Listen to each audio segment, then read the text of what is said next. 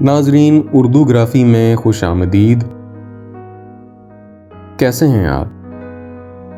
आज आपके लिए जॉन एलिया की एक गज़ल हो जाए, आप बहुत पसंद करेंगे।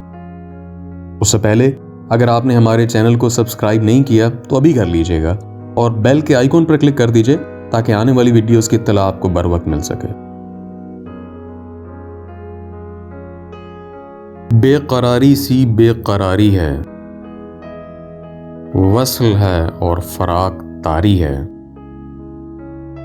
जो गुजारी न जा सकी हमसे, हमने वो जिंदगी गुजारी है।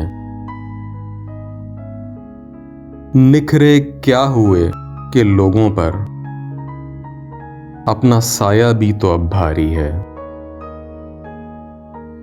बिन तुम्हारे कभी नहीं आई, क्या मेरी नींद भी तुम्हारी है। आप में कैसे आऊं तुझ बिन, सांस जो चल रही है आ रही है। उससे कहियो कि दिल की गलियों में रात दिन तेरी इंतजारी है। हिज्र हो या विसाल हो कुछ हो, हम हैं और उसकी यादगारी है। एक महक सिमत दिल से आई थी, मैं ये समझा तेरी सवारी है।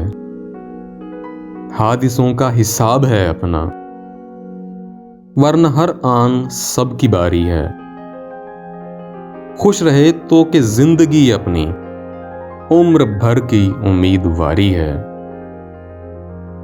बेकरारी सी बेकरारी है, वस्ल है और फिराक तारी है।